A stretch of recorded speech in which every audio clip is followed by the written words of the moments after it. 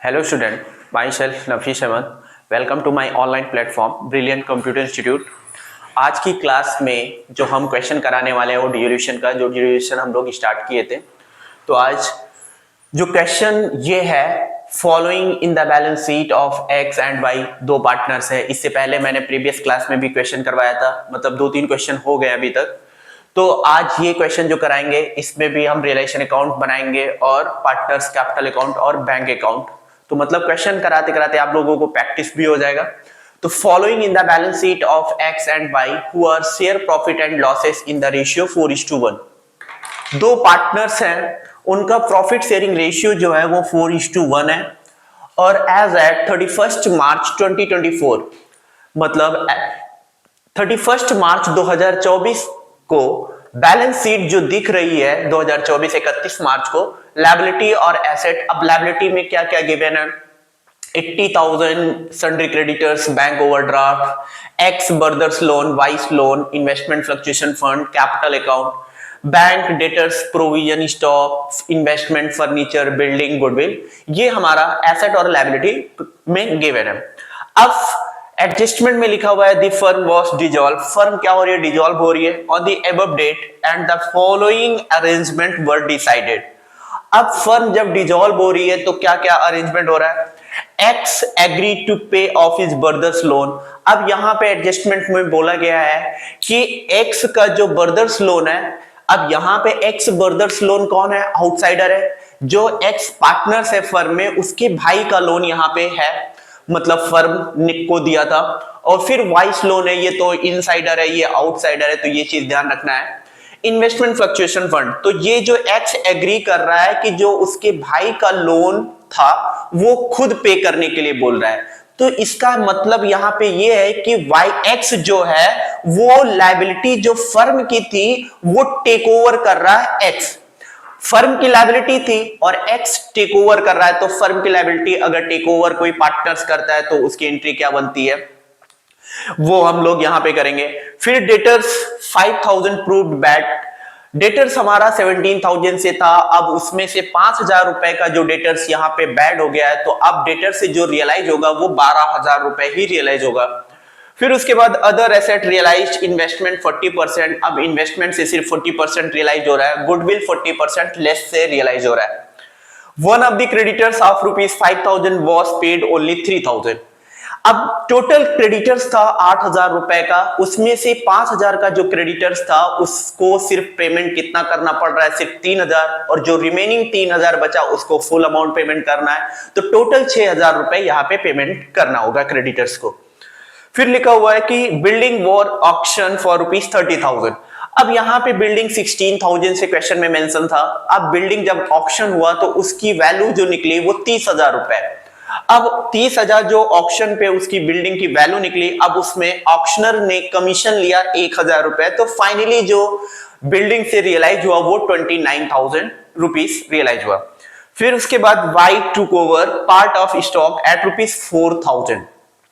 अब वाई जो ये पार्टनर्स है, इसने 4,000 रुपए का स्टॉक टेक ओवर कर लिया। अब उसकी जो 4,000 रुपए का स्टॉक टेक ओवर किया है वो 20% लेस पे, मतलब जो भी बुक वैल्यू होगा उस पे 20% लेस पे 4,000 रुपए जो निकला उस वैल्यू पे उसने लिया है। तो हमको यहां कैलकुलेट करना पड़ेगा कि इसकी बुक वैल्यू कितनी थी जो इसने 4,000 रुपए में टेक ओवर किया, और जो रिमेनिंग स्टॉक था वो 50% सिर्फ रियलाइज हुआ। तो इसका कैलकुलेशन अभी हम जब करेंगे रियलाइजेशन अकाउंट तब वहां पे समझेंगे।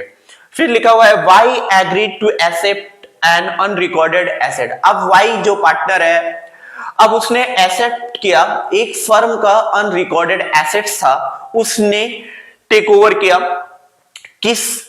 अब लिखा हुआ है कि 10,000 रुपए का अनरिकॉर्डेड एसेट उसने लिया इन part settlement of his loan. अब वाई ने यहां पे लोन दिया था 13,000 रुपए, मतलब वाई कौन है? पार्टनर्स है। अब पार्टनर्स ने लोन दिया था फर्म को 13,000 रुपए का। अब पार्टनर्स वाई बोल रहा है कि जो अनरिकॉर्डेड एसेट्स था फर्म का वो 10,000 रुपए का मैं ले रहा हूं, जो रिमेनिंग अमाउंट होगा वो आप मुझे कैश में पेमेंट कर देंगे। तो इसका ये पेमेंट हम लोग को करना है यहां पे और एडजस्ट करना है। फिर लिखा हुआ है nothing realise from accrued income. Accrued income हम लोग का एसेट्स में दिख रहा था 3,000 रुपए का। अब वो पैसा रियलाइज नहीं होगा, जब रियलाइज नहीं होगा तो क्वेश्चन हम लोग रियलाइजेशन अकाउंट में शो नहीं करेंगे, रियलाइज नहीं करेंगे। फिर उसके बाद dissolution expenses amounted to rupees 2000 रुपए। डिजोल्यूशन एक्सपेंसेस 2000 रुपए, तो डिजोल्यूशन एक्सपेंसेस की हमने एंट्री बताई थी कि अगर रियलाइजेशन एक्सपेंसेस होते हैं तो उस समय हम लोग क्या एंट्री पास करते हैं, वो प्रीवियस क्लास में मैंने ये भी बताया था। तो ये सब हम लोग को एडजस्टमेंट करना है। तो सबसे पहले हम लोग जो बनाएंगे वो रियलाइजेशन अकाउंट बनाएंगे, फिर पार्टनर्स कैपिटल अकाउंट बनाएंगे, फिर बैंक अकाउंट बनाएंगे और वाइस का लोन बनाएंगे, क्योंकि पार्टनर्स जो वाई लोन है इसका सेटलमेंट हो रहा है। तो सबसे पहले यहां पे हम लोग रियलाइजेशन अकाउंट स्टार्ट करते हैं।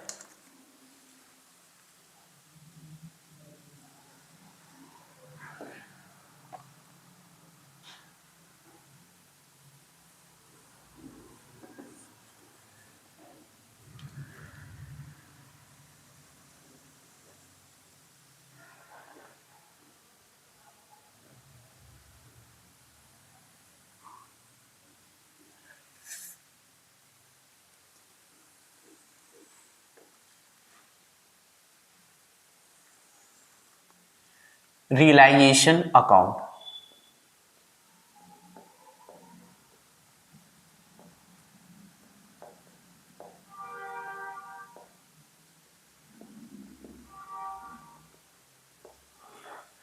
अमाउंट पर्टिकुलर अमाउंट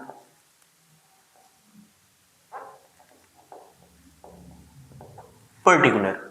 अब रियलाइजेशन अकाउंट का मैंने फॉर्मेट बनाया। अब इसमें सबसे पहले हमको क्या करना है, जो भी फर्म का एसेट होगा इसको क्लोज करना है, जो भी लायबिलिटी होगी उसको हमको क्लोज करना है। तो सबसे पहले हम एसेट को क्लोज करते हैं। सबसे पहले जो एसेट्स में लिखा हुआ है वो बैंक लिखा हुआ है। बैंक में पैसा कितना पड़ा हुआ है, 20,000 रुपए। क्या इसको हम लोग क्लोज करेंगे? तो बैंक जो है उसको हम लोगों को क्लोज नहीं करना है, क्योंकि ये एसेट्स में इंक्लूड नहीं होता है। हमने फॉर्मेट जब बनाया था तो उसमें बताया था जब एसेट हम लोग को क्लोज करना है तो किन किन एसेट को हम लोग को नहीं लेना है। तो बैंक को नहीं लेना था, फिक्टिटियस एसेट्स को नहीं लेना था जिसमें एडवर्टीजमेंट, डेफर्ड और पीएल ये सब आए थे, और जो हमारा क्या था यहाँ पे अक्रूड इनकम ये तो लेना है, PL, fictitious asset, fictitious asset, cash और बैंक को नहीं लेना है। अगर कोई कैपिटल अकाउंट दिख रहा है एसेट साइड में ये नहीं लेना है। अगर लायबिलिटी साइड की बात किया जाए तो लायबिलिटी में आपको क्या क्या नहीं लेना था, हमने बताया था कि वहां पे जो इनसाइडर है उसको नहीं क्लोज करना होता है। जब हम लायबिलिटी क्लोज करते हैं तो इनसाइडर कौन है, वाई है, तो इसको क्लोज नहीं करना है। तो सबसे पहले एक एक हम लोग क्लोज करते हैं, बैंक को यहां पे क्लोज नहीं करना है। तो बैंक अकाउंट जब बनाएंगे तो उसकी जरूरत वहां पे पड़ेगी। तो डेटर से स्टार्ट करते हैं। To debtors. अब डेटर्स का अमाउंट जो पड़ा हुआ है वो 17,000। यहां पे डेटर्स जब क्लोज करेंगे तो हमको कौन सा अमाउंट लेना है, 17,000, ना कि हम लोग 15,000 ले। 17,000 ये लेंगे, और जब प्रोविजन फॉर डाउटफुल डेट जब इसको क्लोज करेंगे तो 2,000 से लेंगे। तो ये चीज ध्यान रखना है, गलती यहां पे हो सकता है। तो डेटर्स को जो हम लोग क्लोज करेंगे वो 17,000 से लेंगे। तो डेटर्स का अमाउंट 17,000 ये हो गया। फिर उसके बाद स्टॉक, स्टॉक कितने से, 15,000 रुपए। तो स्टॉक को क्लोज करते हैं। To stock 15,000। फिर उसके बाद इन्वेस्टमेंट लिखा हुआ है, इन्वेस्टमेंट 25,000। इन्वेस्टमेंट को क्लोज करते हैं।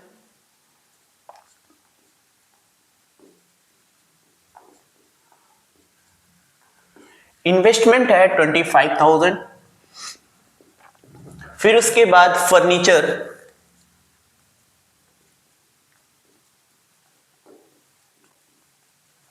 फर्नीचर जो है वो 6,000।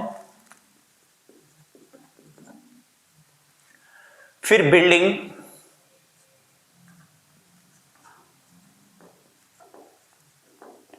बिल्डिंग जो दिख रही है बुक्स ऑफ अकाउंट में 16,000। गुडविल,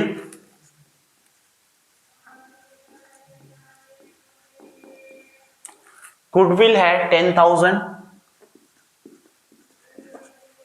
फिर उसके बाद अक्रूड इनकम, अक्रूड इनकम को क्लोज किया जाएगा, अक्रूड हो या प्रीपेड हो तो भी यहां पे क्लोज किया जाएगा। अक्रूड इनकम जो दिख रहा है वो 3000 से दिख रहा है। फिर उसके बाद पीएल है, तो पीएल को आप लोगों को क्लोज नहीं करना है, तो क्या क्या नहीं क्लोज करना है, डेफर्ड रेवेन्यू एक्सपेंडिचर या एडवर्टीजमेंट सस्पेंस या पीएल और बैंक, इन सब को हम लोग को जब एसेट यहां पे क्लोज करेंगे तो इन सबको एक्सक्लूड करना है। तो पीएल हम लोग कहां दिखाएंगे, पार्टनर्स कैपिटल अकाउंट में। अब उसके बाद लायबिलिटी पे आते हैं। लायबिलिटी में सबसे पहला जो है वो sundry creditors, bye sundry creditors,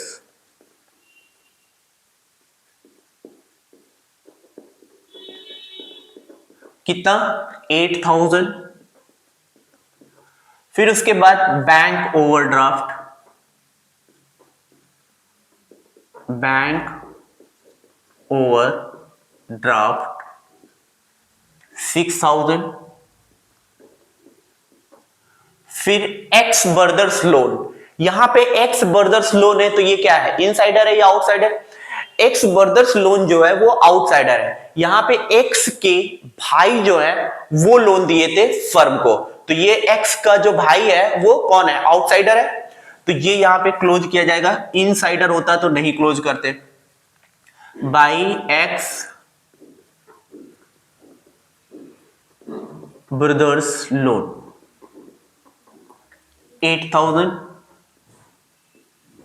फिर उसके बाद वाइस लोन, वाइस लोन को हम लोग यहां पे क्लोज नहीं करेंगे क्योंकि ये इनसाइडर है, इनसाइडर की कोई जगह नहीं होती रिलेशन में।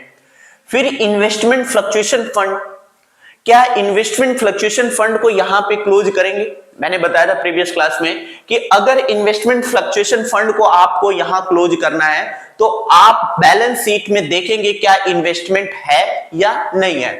अगर इन्वेस्टमेंट है तो हम लोग यहां पे क्लोज करेंगे, अगर नहीं है तो इन्वेस्टमेंट फ्लक्चुएशन फंड को हम लोग पार्टनर्स में डिस्ट्रीब्यूट कर देंगे। तो इस क्वेश्चन में इन्वेस्टमेंट फ्लक्चुएशन फंड 5000 दिया हुआ है और इन्वेस्टमेंट भी 25000 से दिया हुआ है, तो इन्वेस्टमेंट फ्लक्चुएशन फंड हम लोग यहां शो करेंगे बाय इन्वेस्टमेंट फ्लक्चुएशन फंड, कितना है 5000। फिर कैपिटल अकाउंट यहां पे तो आएगा नहीं, क्यों, क्योंकि कैपिटल अकाउंट जब हम पार्टनर्स कैपिटल अकाउंट बनाएंगे तो वो दिखाएंगे वहां पे। अब जो एसेट्स था मैंने क्लोज कर दिया, जो लायबिलिटी थी वो क्लोज कर दिया, एक चीज सिर्फ ये बचा हुआ है प्रोविजन, ये हम लोगों को क्लोज करना है यहां पे। तो by provision for doubtful date 2000 रुपए से, बाई प्रोविजन फॉर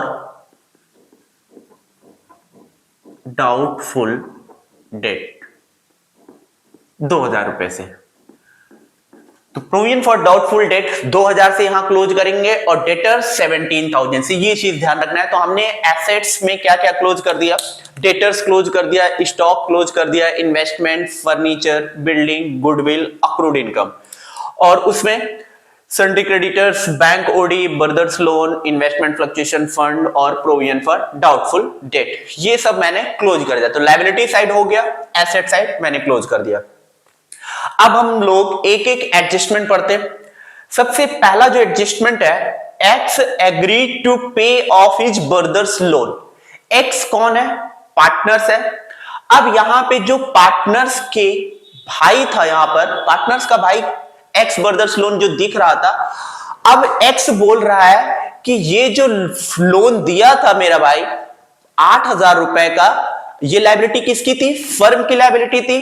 अब पार्टनर्स एक्स जो बोल रहा है कि ये लायबिलिटी जो है वो हम पे करेंगे, मतलब ये फर्म की लायबिलिटी थी, अब ये टेक ओवर कौन कर रहा है, एक्स ले रहा है।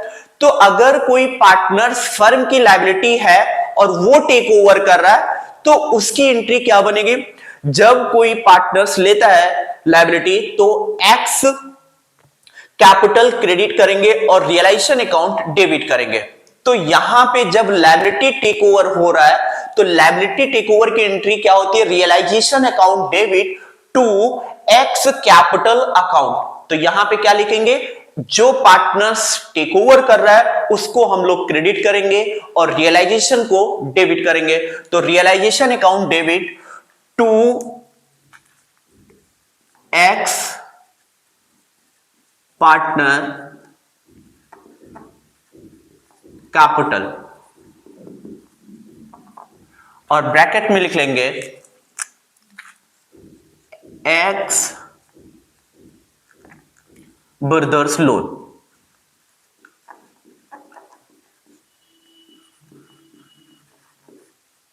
कितने का, कितना पेमेंट करना था, एक्स का ब्रदर्स लोन था 8,000 रुपए।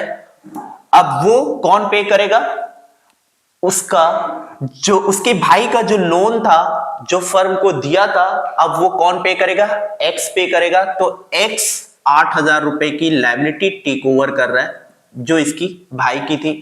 अब उसके भाई को पेमेंट फर्म कितना करता, 8,000 रुपए, अब वो कौन करेगा, एक्स करेगा।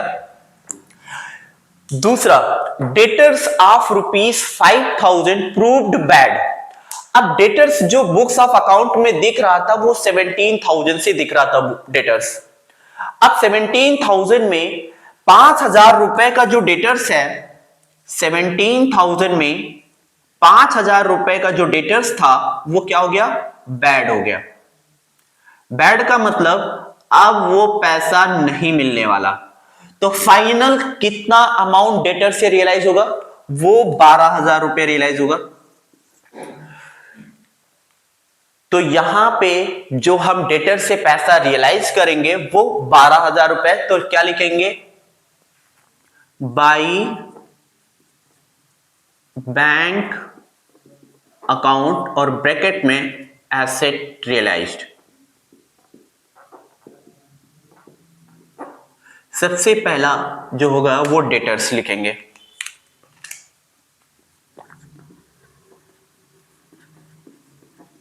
डेटर से जो पैसा रिसीव होगा वो 12,000 रुपए रिसीव होगा। तो पहला हो गया, दूसरा हो गया। अब उसके बाद तीसरा पॉइंट पढ़ते हैं। तीसरा पॉइंट लिखा हुआ है कि अदर एसेट रियलाइज्ड। अब अदर एसेट कौन कौन से, जैसे इन्वेस्टमेंट दिया हुआ है और गुडविल दिया हुआ है। अदर एसेट रियलाइज्ड, इन्वेस्टमेंट जो है वो 40% रियलाइज हो रहा है और गुडविल से सिर्फ जो रियलाइज होगा वो जो भी अमाउंट होगा उसमें 40% लेस जो करेंगे, जो अमाउंट आएगा उतना पैसा गुडविल से रियलाइज हो रहा है। तो एक एक सबसे पहला जो इन्वेस्टमेंट हम लोग लिखते हैं, इन्वेस्टमेंट। अब इन्वेस्टमेंट चेक करते हैं कि इन्वेस्टमेंट कितने का किया गया था। 25,000 से इन्वेस्टमेंट किया गया था।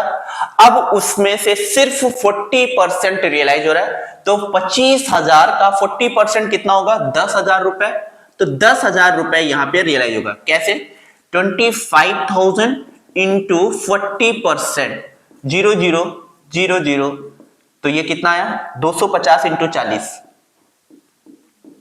10,000। 250 इंटू 4, 1,000 और एक जीरो, तो टोटल 10,000 रुपए इन्वेस्टमेंट से रियलाइज होगा। फिर उसके बाद गुडविल 40% लेस। अब गुडविल का अमाउंट कितना था, 10,000। अब 10,000 में 40% लेस करेंगे, जो अमाउंट रियलाइज होगा वो हम लोग यहां दिखाएंगे। तो गुडविल जो अमाउंट दिख रहा है वो 10,000 रुपए का दिख रहा है और 40% कम पे रियलाइज हो रहा है। तो 40% कितना हुआ, 4,000 रुपए। तो 10,000 रुपए का था, 4,000 रुपए हमको कम पे रियलाइज हो रहा है। तो टोटल जो रियलाइज होगा गुडविल से वो 6,000 रुपए। तो गुडविल यहां पे कितने से रियलाइज हो रहा है, 6,000 रुपए से। तो गुडविल को हम लोग दिखाएंगे 6,000 से।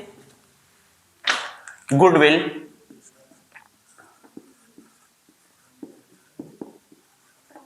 6,000, ठीक है। तो तीसरा पॉइंट हमने कवर कर लिया।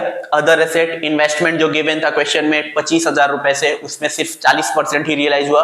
फिर गुडविल लिखा हुआ था 10,000 से बुक वैल्यू उसकी थी, अब वो 40% कम पे रियलाइज हो रहा है। तो टोटल जो रियलाइज हुआ गुडविल से वो 6,000 रुपए। अब हम फोर्थ पॉइंट पे आते हैं। फोर्थ पॉइंट में लिखा हुआ है कि one of the creditors of ₹5,000, एक क्रेडिटर्स, टोटल क्रेडिटर्स था 8,000 रुपए का।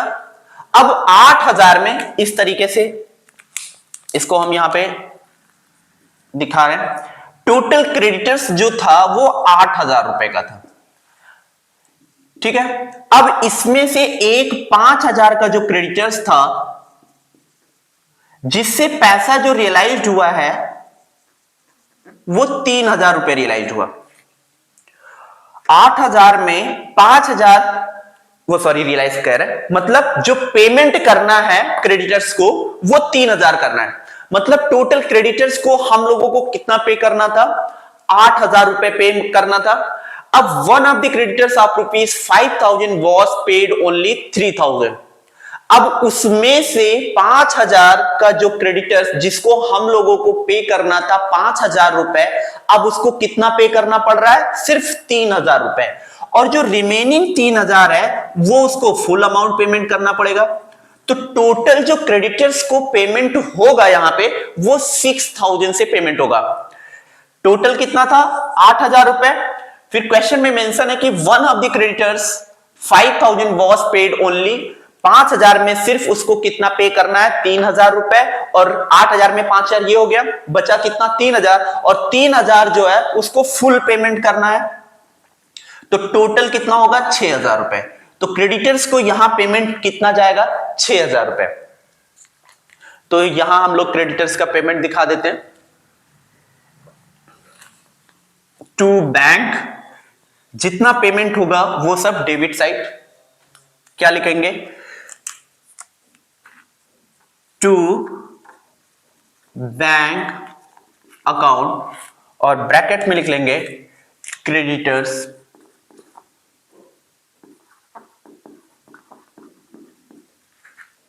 पेड।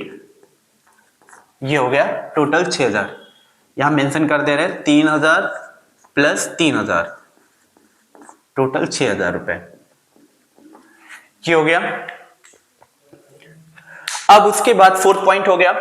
अब फिफ्थ पॉइंट पे आते हैं। Building were auction for ₹30,000। अब हम चेक करते हैं कि बिल्डिंग की बुक वैल्यू कितनी थी। बिल्डिंग की जो बुक वैल्यू थी वो 16,000 थी। जो हमारी बैलेंस शीट में बिल्डिंग दिख रही थी वो 16,000 रुपए से दिख रही थी। अब फर्म जब डिसॉल्व हुआ तो फर्म के पास बिल्डिंग थी, अब उस बिल्डिंग को ऑक्शन किया गया। अब जब उसकी ऑक्शन हुई तो उसकी जो वैल्यू आई वो 30,000 रुपए है। जो रियलाइज हुआ ऑक्शन पे वो 30,000 रुपए। अब 30,000 पे ऑक्शनर जो था उसने कमीशन चार्ज किया 1,000 रुपए। तो फाइनल जो बिल्डिंग से पैसा रियलाइज हुआ है वो 29,000। उसकी वैल्यू 16,000 रुपए थी। अब उसका ऑक्शन हुआ तो उससे पैसा जो रियलाइज होगा वो 30,000, और जिसने ऑक्शन किया उसने कमीशन चार्ज कर लिया 1,000 रुपए। तो टोटल जो रिसीव हुआ है वो 29,000 बिल्डिंग से रियलाइज होगा। तो बिल्डिंग से हम लोग यहां पे दिखाएंगे 29,000 रुपए रियलाइज हुआ।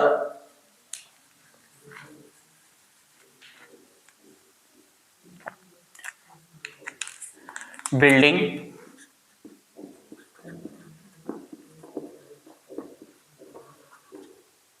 $29,000, ये हो गया।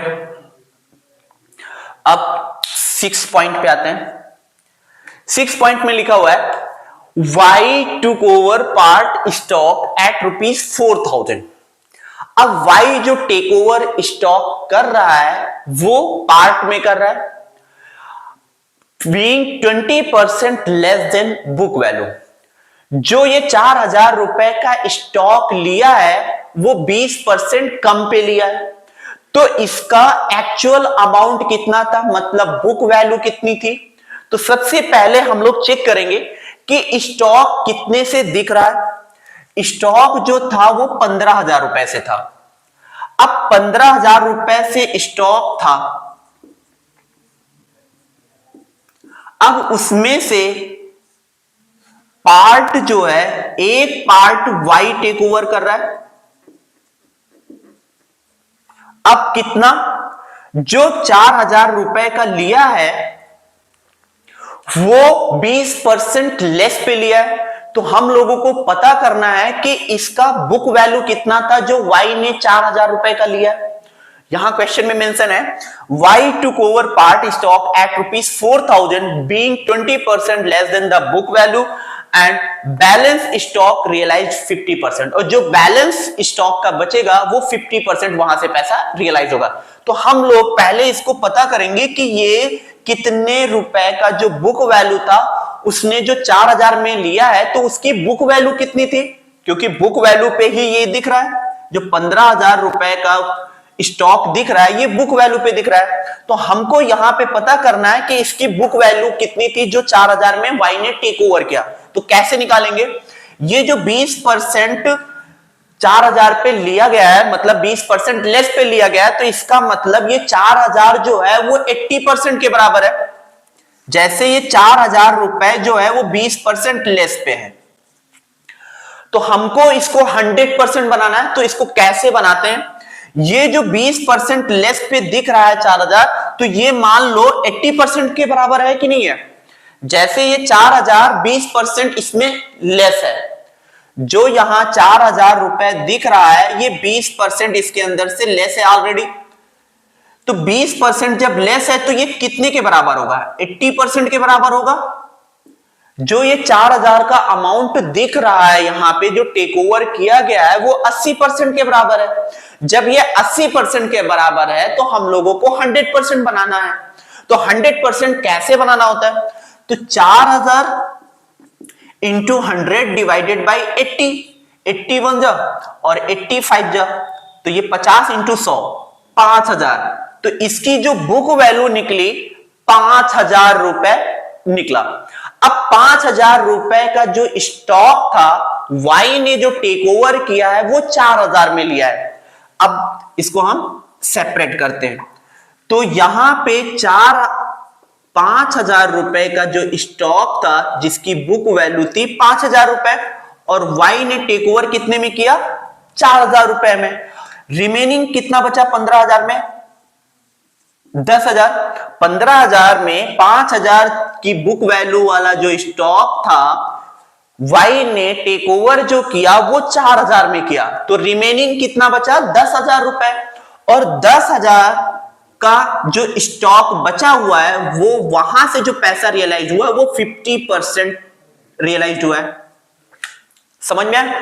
स्टॉक जो बुक वैल्यू दिख रही थी वहां पे वो 15,000 रुपए से दिख रही थी। अब क्वेश्चन में मेंशन था कि ये जो वाई टेक ओवर किया है 4,000 रुपए का स्टॉक वो 20% less than the book value, book value से 20% कम पे लिया है इसने। तो हमने पहले इसको 100% बनाया कि ये जो 20% कम पे लिया है तो इसकी वैल्यू 4,000 जो है वो 20% लेस पे है। तो इसको हम लोगों को जानना है कि इसकी बुक वैल्यू कितनी थी। तो 20% लेस पे है तो इसका 80% है 4,000 का 80%, तो 100% जब बनाया तो 100% जब ये बना तो ये 5,000 बना। जब 5,000 बना तो इसकी बुक वैल्यू 5,000 थी जो वाई ने टेक ओवर किया 4,000 में। रिमेनिंग कितना बचा? 10,000। और 10,000 का क्वेश्चन में जो मेंशन है कि 50% यहां से रियलाइज हुआ स्टॉक से, तो 10,000 से 50% कितना होगा? 5,000। तो 5,000 यहां पे रियलाइज हुआ और जो वाई ने टेक ओवर किया वो अलग एंट्री पास करेंगे जो पार्टनर्स ने एसेट टेक ओवर किया।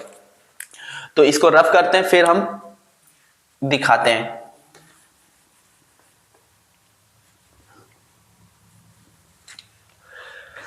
अब जो 10,000 वाला था स्टॉक उस पे 50% रियलाइज हुआ, तो स्टॉक का 50% कितना हुआ? 5,000 रुपए स्टॉक से 10,000 का 50% कैसे निकाला? 10,000 का 50%।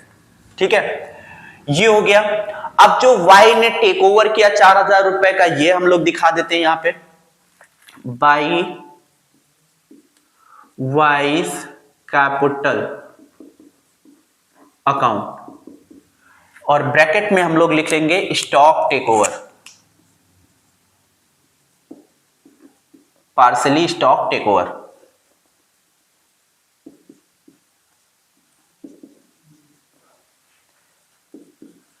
स्टॉक टेक ओवर कितने का?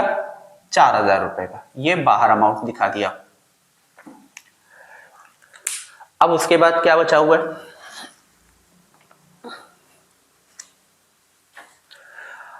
6 पॉइंट हो गया। 7th पॉइंट पढ़ते हैं। Y agree to accept an unrecorded asset. अब वाई ने एक फर्म का जो अनरिकॉर्डेड एसेट्स था वो एग्रीड मतलब एक्सेप्ट किया कि वो हम लेंगे। तो Y agreed to accept an unrecorded asset of ₹10,000 in part settlement of his loan. मतलब वाई ने फर्म को लोन दिया था, ये दिख रहा है।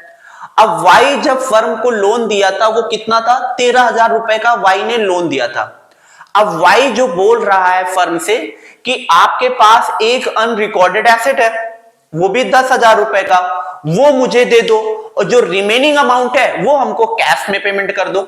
ये लाइन का मतलब ये है। तो यहां पर Y agreed to accept an unrecorded asset of ₹10,000 in part settlement of his loan। मतलब पार्ट सेटलमेंट का मतलब जो 10,000 रुपए का एसेट लिया उसको कट करो, फिर जो रिमेनिंग है वो आप कैश में मुझे पेमेंट करना। तो कैश वाला पेमेंट हम लोग कहां दिखाते हैं, बैंक अकाउंट में या वाइस लोन अकाउंट। अभी हम लोग वाइस लोन अकाउंट बनाएंगे तो वहां और क्लियर हो जाएगा।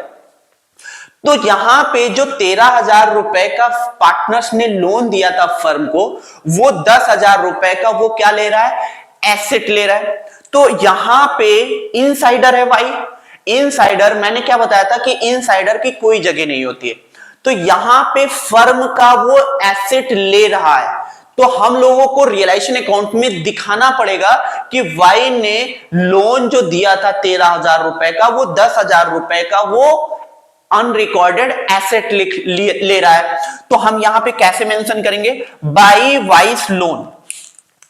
क्या लिखेंगे, बाई वाइस लोन 10,000 रुपए का। ठीक है, जो 3,000 रुपए का जो बैलेंस बचा वो हम लोग वो फर्म जो है वाई को लोन अकाउंट में पेमेंट करेगा जब उसका लोन अकाउंट बनाएंगे। तो 10,000 रुपए का जो उसने एसेट लिया तो हम लोग यहां क्या दिखाएंगे, बाई वाइस लोन, ना कि हम लोग by vice capital. Y's capital जब दिखा देंगे तो ये टेक ओवर की एंट्री हो जाएगी। तो यहां पे उसने फर्म को लोन दिया था और पार्टनर से ये, तो पार्टनर्स को तो वैसे तो हम लोग रियलाइजेशन अकाउंट में नहीं शो करते हैं। इसने ये किया है कि फर्म का एसेट लिया है, इस वजह से हम लोग बाई वाइस लोन दिखा। और कितने का वो एसेट लिया है, वो 10,000 रुपए का। तो इसमें हम लोग मेंशन कर दिए कि बाई वाइस लोन 10,000 रुपए। फिर उसके बाद nothing realise from accrued income. अब अक्रूड इनकम दिख रहा था 3,000 रुपए। अक्रूड इनकम बैलेंस शीट में जो दिख रहा था वो 3,000 रुपए से दिख रहा था। अब यहां से पैसा रियलाइज नहीं हो रहा है, और जब रियलाइज नहीं हो रहा है तो हम लोग नहीं दिखाएंगे। फिर उसके बाद डिजोल्यूशन एक्सपेंसेस अमाउंटेड टू ₹2,000। अब डिजोल्यूशन जब फर्म डिजॉल्व हुई फिर वहां पे 2,000 रुपए एक्सपेंस हुआ, तो यहां पे दिखाएंगे टू बैंक अकाउंट और ब्रैकेट में लिख देंगे एक्सपेंसेस।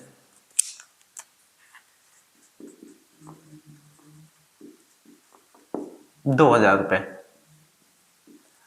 अब क्या बचा, चेक कर लेते एक बार क्वेश्चन। हाँ, एक और चीज बची हुई है, बैंक ओडी।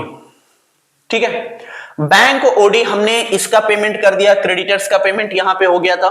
ठीक है, फिर उसके बाद बैंक ओडी का नहीं हुआ था, एक्स ब्रदर्स लोन, तो पार्टनर्स ने ही लायबिलिटी टेक ओवर कर दिया, तो इसका भी ट्रीटमेंट मैंने कर दिया। वाइस लोन का तो सेटलमेंट हो ही रहा है और वाइस लोन अकाउंट बनाएंगे तो वहां और क्लियर हो जाएगा। इन्वेस्टमेंट फ्लक्चुएशन हो गया, कैपिटल हो गया। तो बैंक ओडी मैंने नहीं दिखाया था, तो बैंक ओडी को हम लोग यहां पेमेंट करेंगे। बैंक ओवरड्राफ्ट के बारे में एडजस्टमेंट में कुछ नहीं मेंशन है कि कितना पेमेंट बैंक ओवरड्राफ्ट का होगा। तो जब कुछ नहीं मेंशन है, मतलब क्वेश्चन में साइलेंट है, जब कुछ नहीं बोला गया है, तो यहां पे बैंक ओवरड्राफ्ट को जो है 6,000 रुपए का वो फुल अमाउंट से पेमेंट किया जाएगा। तो टू बैंक और ब्रैकेट में लिखेंगे बैंक ओवरड्राफ्ट।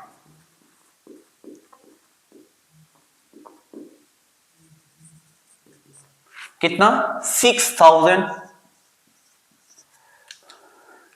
अब क्या बचा हुआ है, लायबिलिटी साइड हो गया, एसेट साइड में मैंने बैंक दिखा दिया, डेटर्स सॉरी बैंक तो बैंक अकाउंट में जाएगा, डेटर्स दिखा दिया, स्टॉक दिखा दिया, investment, furniture, building, goodwill, accrued income, और प्रॉफिट एंड लॉस हम लोग को कैपिटल अकाउंट में।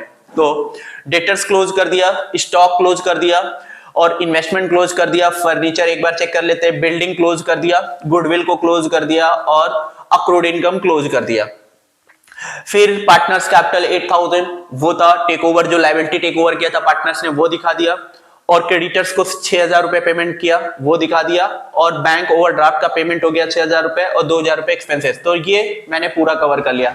फिर प्रोविजन फॉर डाउटफुल डेट ये मैंने दिखा दिया, प्रोविजन फॉर डाउटफुल डेट 2000 रुपए से हमने दिखाया, क्रेडिटर्स 8000 रुपए से, फिर बैंक ओडी 6000 रुपए से, एक्स ब्रदर्स लोन 8000 रुपए से प्रो, फिर उसके बाद इन्वेस्टमेंट फ्लक्चुएशन फंड 5000 रुपए से, फिर डेटर से रियलाइज हुआ 12000, फर्नीचर से इन्वेस्टमेंट से 10,000 रुपए, और गुडविल से 6,000 रुपए, और बिल्डिंग से 29,000, स्टॉक से 5,000 रुपए, और फर्नीचर क्या क्वेश्चन में फर्नीचर छूट गया था ये वाला, यहां से पैसा रियलाइज नहीं हुआ क्योंकि यहां पे एडजस्टमेंट में कुछ लिखा नहीं था इसलिए भूल गए। अब फर्नीचर यहां पे बचा हुआ है कि फर्नीचर के बारे में एडजस्टमेंट में तो कुछ नहीं लिखा है कि फर्नीचर से कितना पैसा रियलाइज हुआ। जब फर्नीचर के बारे में कुछ नहीं लिखा है तो आप फुल अमाउंट से इसको रियलाइज करेंगे। तो फर्नीचर कितने से था, 6,000 रुपए, तो बाई फर्नीचर यहां पे लिख देंगे, फर्नीचर 6,000 रुपए, फर्नीचर से 6,000 रुपए रियलाइज हुआ। तो हमने इन्वेस्टमेंट दिखा दिया, फर्नीचर बचा हुआ था वो भी हो गया, बिल्डिंग हो गया, गुडविल हो गया, अक्रूड इनकम से रियलाइज ही नहीं हुआ, और पीएल तो वहां दिखाना है। अब इसको टोटल करते हैं। तो फर्नीचर हमने कर लिया, और वाई ने 4,000 रुपए के स्टॉक टेक ओवर किया था वो दिखा दिया, वाई लोन दिखा दिया। अब हम लोग टोटल करते हैं। पहले हम लोग इसको टोटल करेंगे, एसेट साइड, फिर लायबिलिटी वो क्रेडिट साइड, वो सॉरी पहले क्रेडिट साइड फिर डेबिट साइड। तो 17,000, फिर उसके बाद 15,000, फिर उसके बाद 25,000, फिर उसके बाद 6,000, 25,000 प्लस 6,000, फिर 16,000, फिर 10,000, फिर उसके बाद 3,000, 8,000, 6,000, 2,000, 6,000। तो 1,14,000 ये हमारा जो आया वो डेबिट साइड आया, 1,14,000।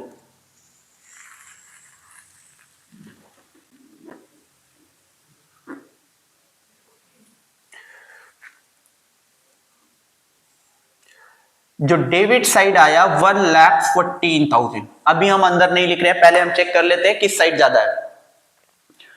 फिर उसके बाद हम लोग क्रेडिट साइड ऐड करते हैं, 8,000 प्लस 6,000, फिर 8,000, फिर 5,000, फिर 2,000,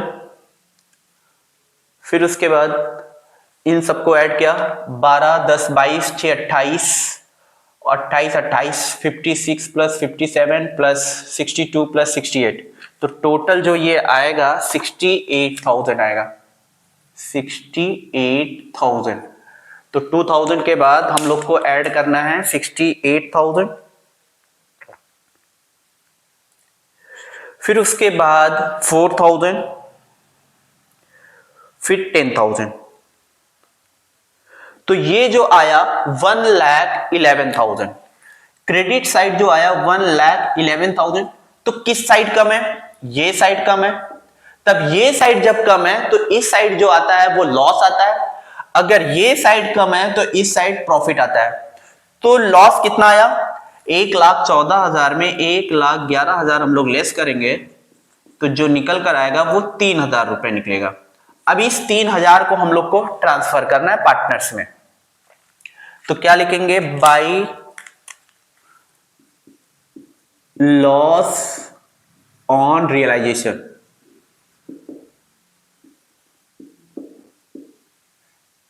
एक्स और वाई। अब 3000 को किस रेशियो में डिस्ट्रीब्यूट करेंगे? 4:1 रेशियो दिया हुआ है, तो 4/5, 5 पंजा 5 6 जा, तो एक को 2400 तो दूसरे को 600 मिलेगा, तो 2400 और 600 वाई को, तो टोटल 3000 रुपए का लॉस, फिर टोटल 1,14,000 और यहां पे 1,14,000। तो इस तरीके से हम लोग रियलाइजेशन प्रिपेयर कर लिया। अब इसके बाद हम लोग पार्टनर्स कैपिटल अकाउंट बनाते हैं, तो इसको हम रब करते हैं फिर पार्टनर्स कैपिटल। और पार्टनर्स कैपिटल ये चीज ध्यान रखना है कि यहां से क्या क्या जाएगा बैंक अकाउंट में और क्या क्या पार्टनर्स कैपिटल अकाउंट में, तो वो हम टिक लगा दे रहे हैं। तो सबसे पहले ये जो 2x पार्टनर्स कैपिटल दिख रहा है, ये बैंक वाला बैंक में जाएगा, ये बैंक बैंक में जाएगा, ये बैंक बैंक में जाएगा, और वाई कैपिटल है तो ये भी पार्टनर्स कैपिटल में आएगा, और ये वाइस लोन तो लोन अकाउंट में डालेंगे इसको, और ये लॉस ऑन रियलाइजेशन है तो पार्टनर्स कैपिटल में रियलाइजेशन का लॉस आएगा, और ये सारे के सारे बैंक अकाउंट में जाएंगे।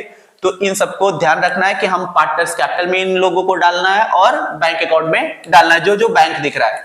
तो सबसे पहले इसको हम रफ करते हैं, वाइस लोन अकाउंट बताते हैं, फिर partners capital account.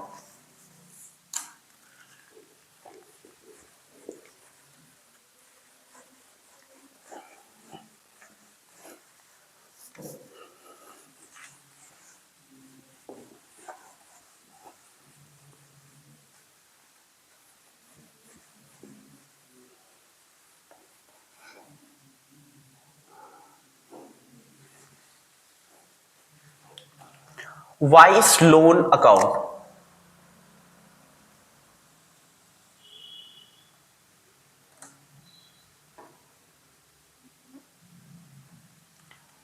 Vice loan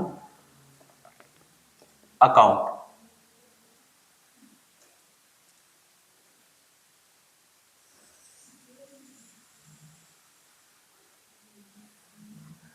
सबसे पहले जो बैलेंस था वाइस लोन का वो दिखाएंगे। तो फर्म के लिए क्या है? लायबिलिटी है, तो लायबिलिटी का बैलेंस किधर जाता है? इस साइड। क्या लिखेंगे? टू बैलेंस बीडी कितना? 13,000। टोटल वाई को कितना पेमेंट करना था? 13,000 रुपए। इनसाइडर जितने भी होते हैं उनका लोन अकाउंट बनेगा सेपरेट, और आउटसाइडर को जो लोन होता है वो सेटलमेंट रियलाइजेशन अकाउंट में होता है। ये चीज ध्यान रखना है कि कहां पे हम लोगों को वाई लोन अकाउंट बनाना होता है। जो पार्टनर्स का होता है वो लोन अकाउंट बनता है, और जो आउटसाइडर का लोन होता है वो रियलाइजेशन अकाउंट में सेटलमेंट होता है। तो ये वाई जो है वो पार्टनर्स है। अब वाई को कितना देना था? 13,000 रुपए। तो टू बैलेंस बीडी 13,000 रुपए। अब यहां पे वाई ने जो एक्सेप्ट किया था, Y agreed to accept an unrecorded asset of ₹10,000 in part settlement of his loan. जो उसने लोन फर्म को 13,000 रुपए का दिया था, अब वो 10,000 रुपए का वो एसेट्स ले रहा है, और रिमेनिंग जो है वो कैश में पेमेंट हो रहा है। तो कैसे यहां पे दिखाएंगे? To Y's loan account debit to realisation लिखेंगे।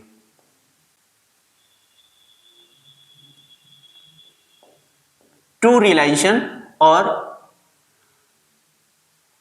पार्ट सेटलमेंट ऑफ अनरिकॉर्डेड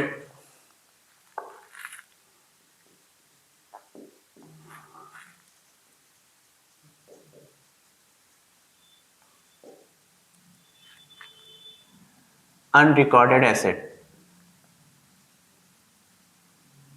जो उसने अनरिकॉर्डेड एसेट लिया था उसका सेटलमेंट करके, मतलब एसेट लेकर लोन का सेटलमेंट कर रहा है। तो वो यहां पे अनरिकॉर्डेड एसेट लिया, कितने का?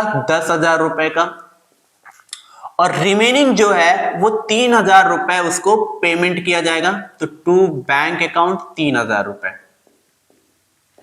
अब टोटल, तो ये 10,000 हम लोगों ने रियलाइजेशन अकाउंट में दिखा दिया बाई वाइस लोन करके, जो रियलाइजेशन अकाउंट में अभी बात किया था। और ये जो 3,000 रुपए है, जब हम लोग बैंक अकाउंट बनाएंगे तब उसको सो वहां करेंगे। तो 13,000 13,000 ये हो गया। पार्टनर्स कैपिटल पे आते हैं।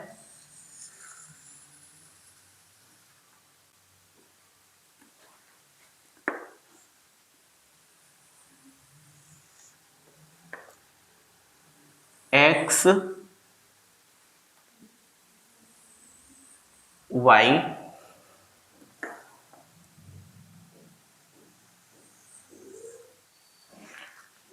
Particular X Y particular partners capital account या capital account.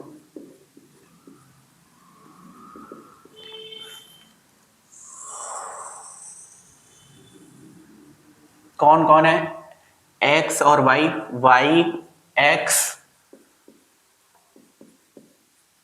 Particular Y X particular. सबसे पहले जब हम लोग कैपिटल अकाउंट बनाएंगे तो जो पार्टनर्स की कैपिटल पहले से होगी वो शो करेंगे। तो किधर दिखाएंगे? बाई बैलेंस बीडी, बाई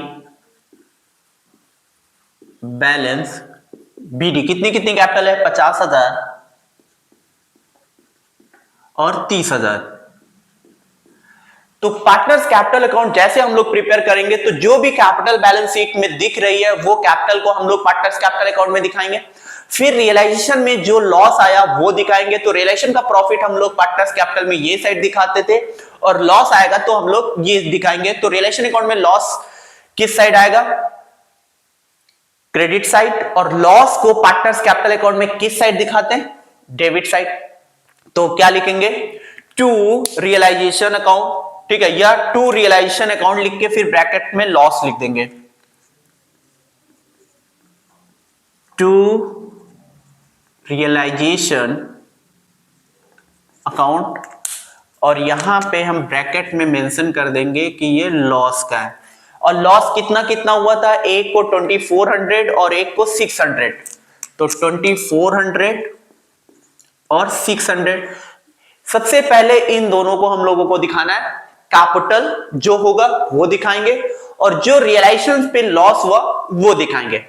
अब रियलाइजेशन अकाउंट में क्या क्या पार्टनर्स ने एसेट टेक ओवर किया, क्या लायबिलिटी टेक ओवर हुआ। तो रियलाइजेशन अकाउंट पे एक बार फिर से फोकस करते हैं। तो रियलाइजेशन अकाउंट में एक पार्टनर्स था एक्स, जिसने अपने भाई का लायबिलिटी उसने टेक ओवर कर लिया था। तो इसको हम लोग दिखाएंगे। जब लायबिलिटी कोई टेक ओवर करेगा, कितने का था लायबिलिटी? 8,000 रुपए का। तो लिखेंगे बाई रियलाइजेशन। एंट्री क्या बनी थी? Realisation account debit to X capital account. अगर कोई पार्टनर्स फर्म की लायबिलिटी को टेक ओवर कर रहा है तो realisation account debit to X capital. तो बाई रियलाइजेशन इस साइड आएगा, बाई रियलाइजेशन अकाउंट और ब्रैकेट में मेंशन करेंगे एक्स बर्द टेक ओवर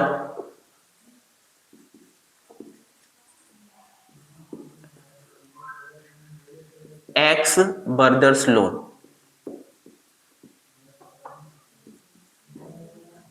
कितने का? 8,000 रुपए का। ये था, मतलब पार्टनर्स ने लायबिलिटी टेक ओवर। वो लायबिलिटी किसकी थी? फर्म की लायबिलिटी थी। अब वो पार्टनर्स टेक ओवर कर रहा है। तो लायबिलिटी की जब कोई फर्म की लायबिलिटी टेक ओवर करता है पार्टनर्स, तो realisation account debit to X partners capital account. तो पार्टनर्स कैपिटल है तो 2x लिख नहीं सकते, तो क्या लिखेंगे? बाई रियलाइजेशन अकाउंट और taken over X brothers loan 8,000 रुपए। फिर उसके बाद पार्टनर्स ने और कोई कैपिटल यहां से तो नहीं है। अब उसके बाद हम लोग आएंगे एसेट में। वाई ने स्टॉक टेक ओवर किया था, कितने का? 4,000 रुपए का। तो स्टॉक टेक ओवर की एंट्री क्या बनी थी?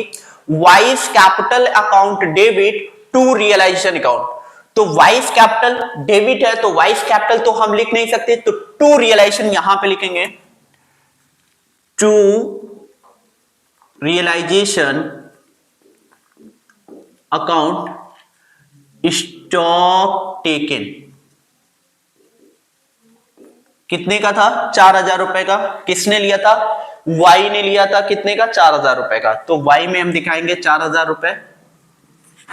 फिर उसके बाद रियलाइजेशन अकाउंट में और चेक करते हैं क्या कुछ और है जो हम लोग यहां पे दिखाएंगे।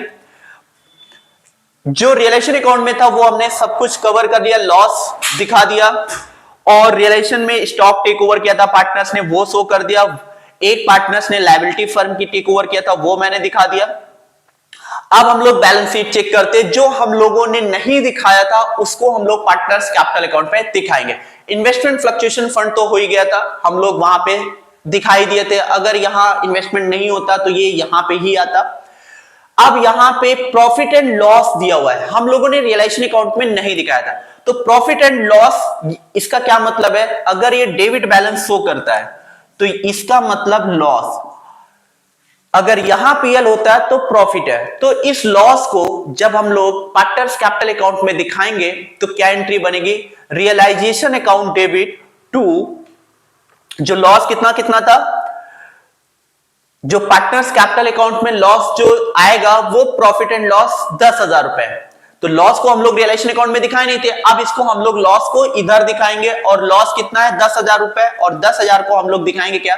Partners capital account debit to PL account. अगर यहां पे होता तो PL account debit to partners capital, अब ये साइड गिवन है तो partners capital account debit to PL account. To PL किधर आएगा? ये साइड आएगा, टू प्रॉफिट एंड लॉस। तो 10,000 रुपए है और 4:1 में डिस्ट्रीब्यूट होगा, 5 2 जा 10, तो एक का आएगा 8,000 रुपए एक्स का, और एक का आएगा 2,000 रुपए। तो ये दिखा दिया। अब क्या बचा हुआ? हमने ये दिखा दिया, अक्रूड हो गया, goodwill, building, furniture, investment, stock, provision, ये सब हो गया। Creditors, bank OD, brothers loan, Y's loan, investment, fluctuation fund और कैपिटल, ये दिखा दिया। अब क्या कुछ बचा हुआ है? अब हम लोग यहां चेक करेंगे, कुछ बचा है नहीं, तो हम लोग यहां इसका टोटल करेंगे। अब टोटल जब करेंगे तो हम लोगों को पता चलेगा कि फाइनल अब डिसोल्यूशन में किस पार्टनर्स को कितना पे करना है। तो टोटल करेंगे तभी पता चलेगा।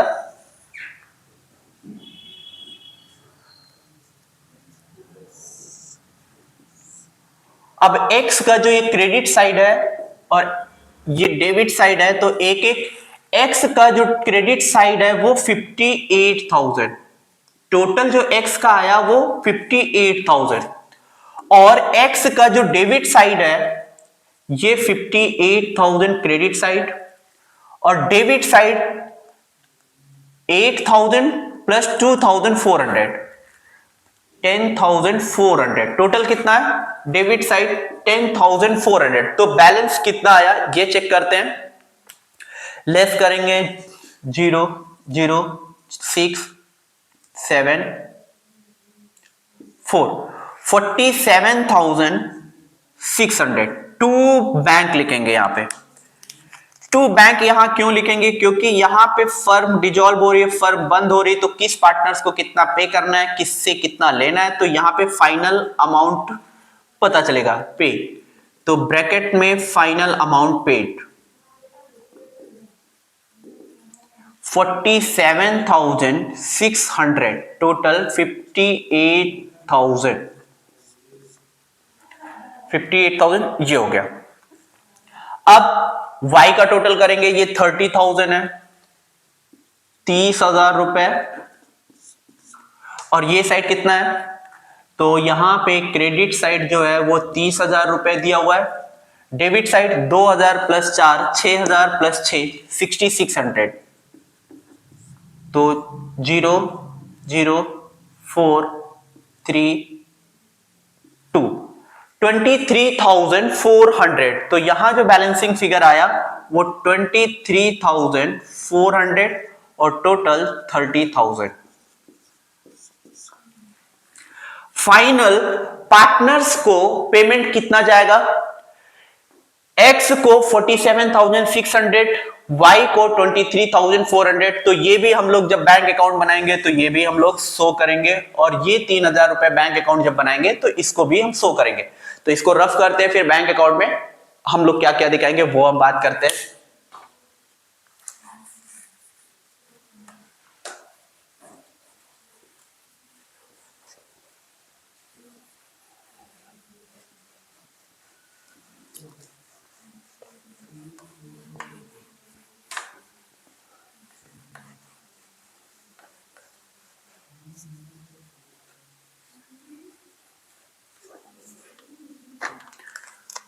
बैंक अकाउंट,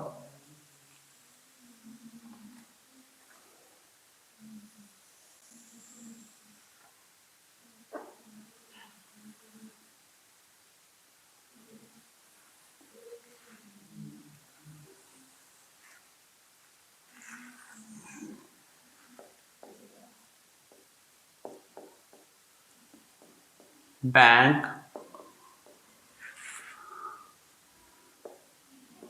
अकाउंट, अमाउंट,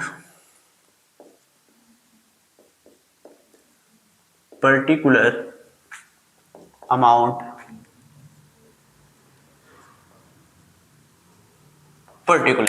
अब बैंक अकाउंट हम बना रहे हैं तो सबसे पहले एसेट में चेक करेंगे कि कैश और बैंक बैलेंस है कि नहीं है। अगर है तो हम लोग यहां पे सबसे पहले दिखाएंगे। तो बैंक अकाउंट में जो दिख रहा है वो 20,000 रुपए दिख रहा है। तो अब बैंक क्या है, एक एसेट है, ठीक है।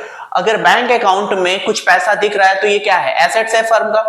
तो बैंक अकाउंट का ओपनिंग बैलेंस हम लोग किधर दिखाते हैं, ये साइड दिखाते हैं। तो to balance BD, to balance BD 20,000, 20,000 रुपए से हमारा पहले से जो था पैसा वो 20,000 रुपए था, वो हमने दिखा दिया। अब हम लोग रियलाइजेशन अकाउंट में आते हैं कि रियलाइजेशन अकाउंट में कितना फर्म ने पेमेंट किया है और कितना एसेट को सोल्ड करके पैसा रियलाइज किया है। तो जहां जहां पे टू बैंक होगा इसका मतलब वो फर्म ने पेमेंट किया है, और जहां पे बाई बैंक होगा वहां पे पैसा फर्म के पास आया है। तो ये चेक करते हैं रियलाइजेशन अकाउंट में।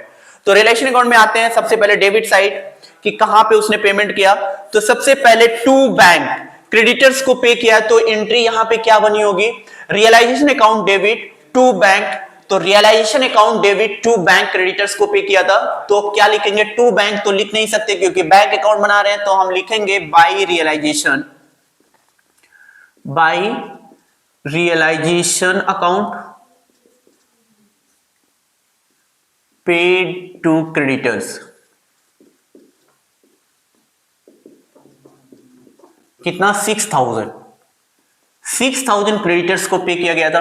फिर उसके बाद हम लोग चेक करेंगे बैंक ओवरड्राफ्ट को पेमेंट गया था 6,000 रुपए। तो क्या बना था, realisation account debit to bank, तो बाई रियलाइजेशन लिखेंगे, बाई रियलाइजेशन अकाउंट, और यहां लिखेंगे paid to bank OD,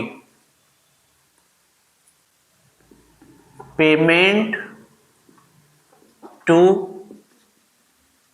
bank OD overdraft. कितना पेमेंट गया था बैंक ओडी, 6,000 रुपए फुल अमाउंट से पेमेंट हुआ था, 6,000 रुपए। फिर उसके बाद डिस्ट्रीब्यूशन एक्सपेंसेस था, कितना था, 2,000 रुपए। तो एंट्री क्या बनी थी, realisation account debit to bank, तो क्या लिखेंगे, by realisation, by realisation account, और ब्रैकेट में मेंशन कर देंगे डिसोल्यूशन एक्सपेंसेस।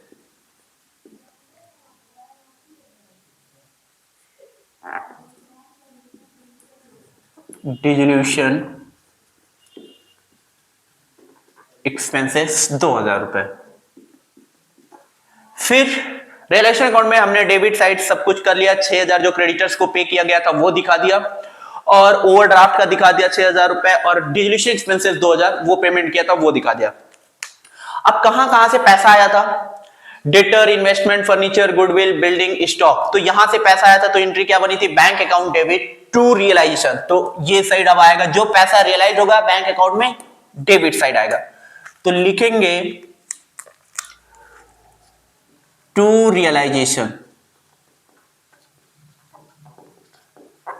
अकाउंट, और मेंशन कर दे रहे हैं डेटर्स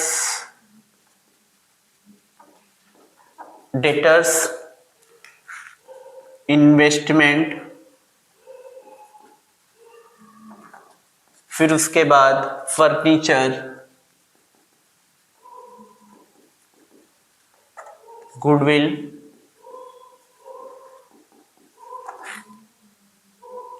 बिल्डिंग,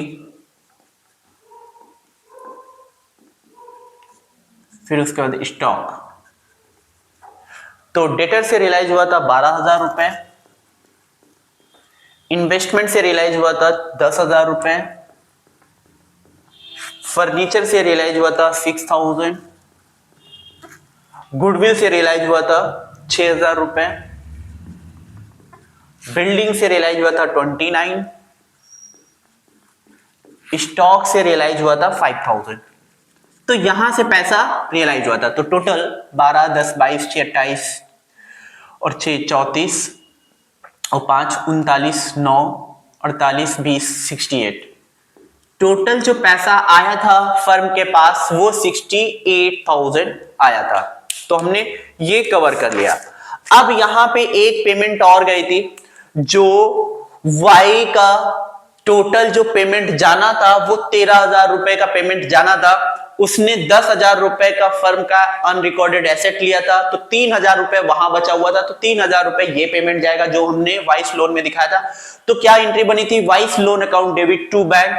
तो बाई वाइस लोन ये दिखा देंगे, बाई वाइस लोन अकाउंट कितना? 3,000 रुपए ये पेमेंट जाएगा। 10,000 का तो वो एसेट ले लिया था, 3,000 रुपए सिर्फ पेमेंट करना था कैश में, 3,000 रुपए ये हो गया।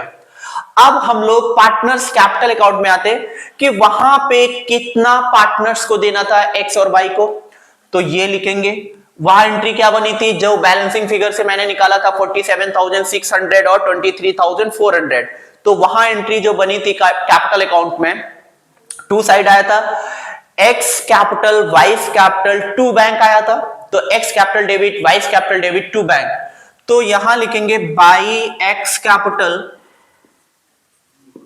ये पार्टनर्स कैपिटल अकाउंट में जो बैलेंसिंग फिगर आया था वो था, बाई वाइस कैपिटल 47,600 एक्स को देना था और 23,400 इनको देना था, 23,400।